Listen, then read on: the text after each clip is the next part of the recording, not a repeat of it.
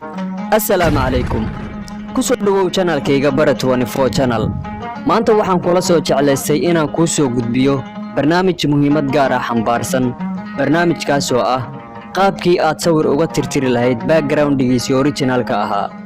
haddii markaagii hore aad isticmaali jirtay applicationno si sawirka aad uga tirtirto background-giisa originalka ahaa, maanta waxaan ku tusayaa qaab ka fudud qaabkaasi oo aad 5 ilbiriqsi uga tirtiri kartid sawirkaaga background-giisa originalka ahaa.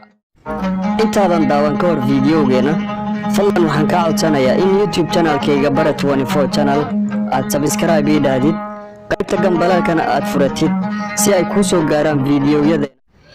aynu sii guda galna marka barnaamijkeeni.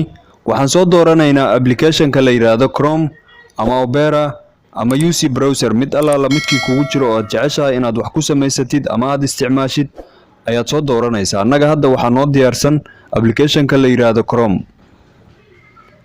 marka aad soo dooratay qaybtan ayaa lagu keenayaa. qaybta URL-ka lagu raajo ayaa waxaad ku qoraysaa remove background from image ayaad ku qoraysaa, ama remove background image ama remove bg ayaad ku qoraysaa. annaga hadda qaybtan midda hoose URL-ka meesha wax lagu raajo qaybta ka hooseysa waxaa ku qoran remove background from image ayaa ku qoran, ama remove bg. qaybtaas ayaan dooranaynaa. si toos ah wuxuu kuu geynayaa marka linkiga ama website-ka aad doonaysid in aad sawirkaaga background-ga originalka aad uga soo qaadatid.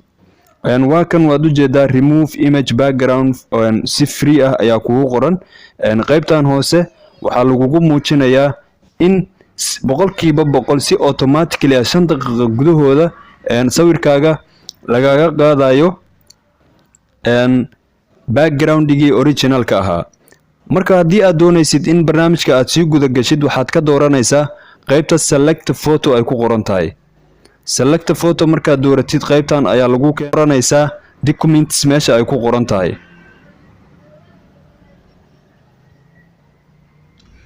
waxaad ka sii dooranaysaa gallery.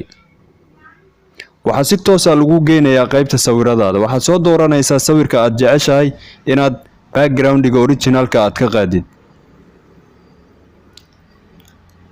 application-ka ayaa howlgalaya si automatically ayuu sawirka kaaga qaadayaa background-gii originalka ahaa. waad u jeedaa sawirkii originalka ahaa waa kan, kii kale background-ga laga soo qaadana waa kan. sawirkan hadda haddii aad sidan aad u fiirisid waxaa ku jira wax yar oo shucaa ah oo meel dheer ah. haddii aad doonaysid in sawirkan uu noqdo mid nadiif ah, qaybta downloading meeshay ku qoran tahay dhinaca midig waxaa kaaga muuqda calaamad yar oo qaabka falaarta u samaysan oo afkeeda uu hoos u jeedo. calaamadaas ayaad dooranaysaa. calaamadaas markaad dooratid qaybtan ayaa lagu keenayaa. qaybta hoose ayaad ka dooranaysaa full image meesha ay ku qoran tahay 728 times 414 ayaad ka dooranaysaa. sawirka waxa uu kugu soo muuqanayaa asoo ah mid nadiif ah oo aan shucaac lahayn. haddii aad doonaysid in aad mobilkaaga aad ku download garaysatidna, waxaad ka sii dooranaysaa qaybta ay ku qoran tahay download. waad u jeedaa downloading ayaa lagu leeyahay, open ayaan leenahay. marka si toos ah wuxuu noo geynayaa sawirkeeni oo diyaarsan oo mobilka inoogu jira. waa kan sawirkeeni, malaha background-gii originalka ahaa. sawirkan looga ayaad ka dhigan kartaa, meel walbo qurux badan ayaad dhigan kartaa. waa sawir in badan wax badan kuu anfacaya, meel kastana aad dhigan kartid. haddii aad ka heshay videogan, fadlan waxaan kaa codsanayaa in YouTube channelkayga Bara 24 channel aad subscribe inoo saartid, siina share garaysid videogan si asxaabtaada ay uga faa'iideystaan. videogana aad like noo saartid, qaybta commentigana aad fikirkaaga inoogu reebtid. wassalaamu calaykum waraxmatullaahi wabarakaatuhu.